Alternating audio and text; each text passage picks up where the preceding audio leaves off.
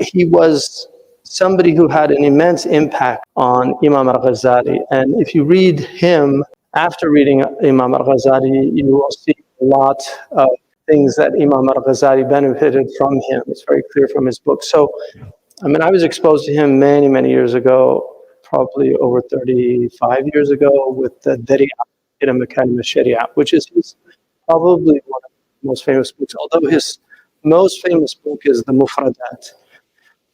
Mufradat al-Quran, which is just known as Kitab al-Raghib. It's the book that Imam al-Raghib al-Asfahani wrote.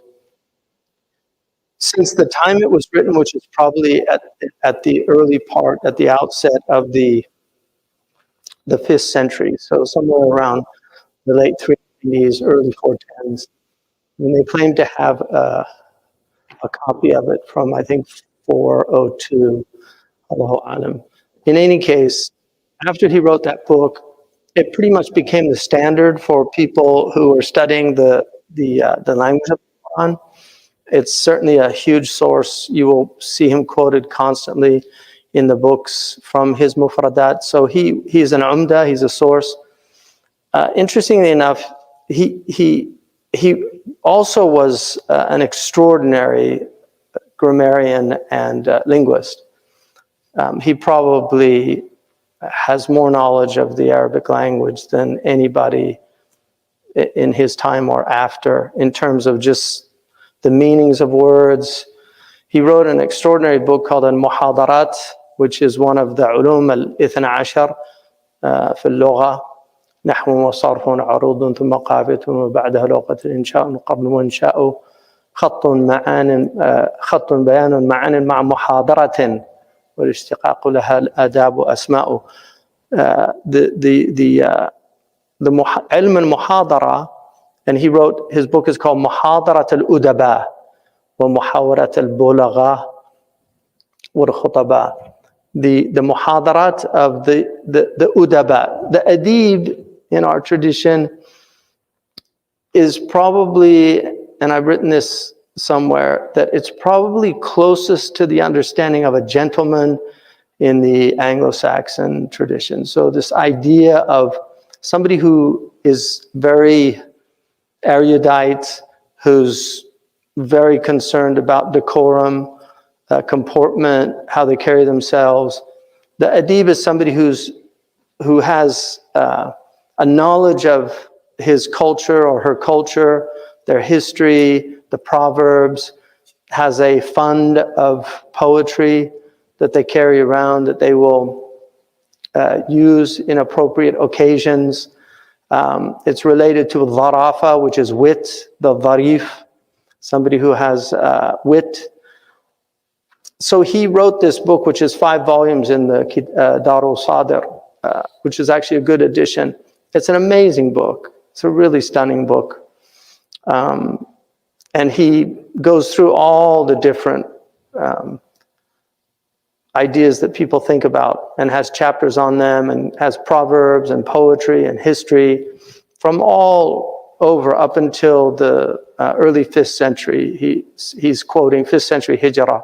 So he was accused of being a Mu'tazilite. He was also accused of being a Shia, which are real false accusations, because he wrote a book called Kitab al-I'tiqad, and he delineates all of the groups that he considers astray. And so the people that he was accused of being among, he enumerates them in his book. But because of his philosophical bent, because he is a profoundly philosophical thinker, because he clearly had knowledge of the Hellenistic and probably the Indian tradition, and he does use aspects of that. His book, the Dhari'ah, is clearly drawn from the Nicomachean Ethics, although probably by way of Miskawayh. Nonetheless, he is considered one of the imams of the people of Sunnah. The great Fakhruddin al-Razi said that he is min a'immat Ahlus Sunnah. He's from the imams. In other words, he has a maqam, a station amongst them. And he said, وَقُرِنَا بِأَبِي حَمَدَ الْغَزَالِ, and he's been linked with Abu Hamid al-Ghazali.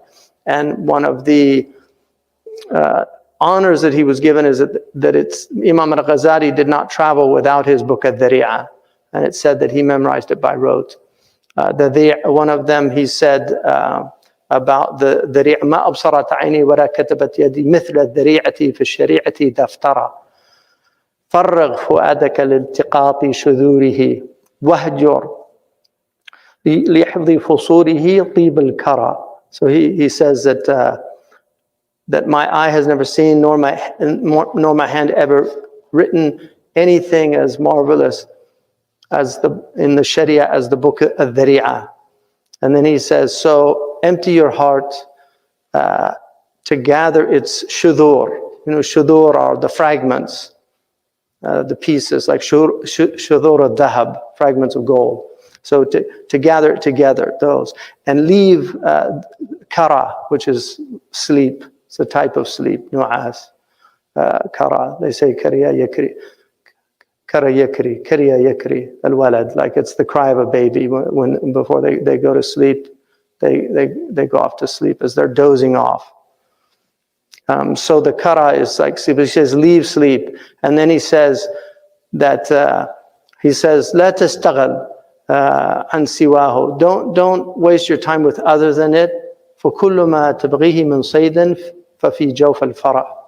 Because everything that you want is in the jawf al-fara. Do you know that proverb? Does anybody know that proverb? كُلُّ صَيْدٍ فِي جَوْفَ الْفَرَى. Anybody? So there's a hadith, the Prophet ﷺ actually quoted that proverb. So the proverb comes from, there was a Bedouin, he went out with his tribesmen and they were hunting, and one of them caught a gazelle, another caught a rabbit, and he got a wild donkey, like a himar wahshi, that they call fara. So they were boasting about their rabbit and their gazelle, because a wild donkey is not the best kind of meat for eating, but it's a big animal. It's one of the biggest that they hunted. So he said, "Kullu saydin fi jawfar fara," like all your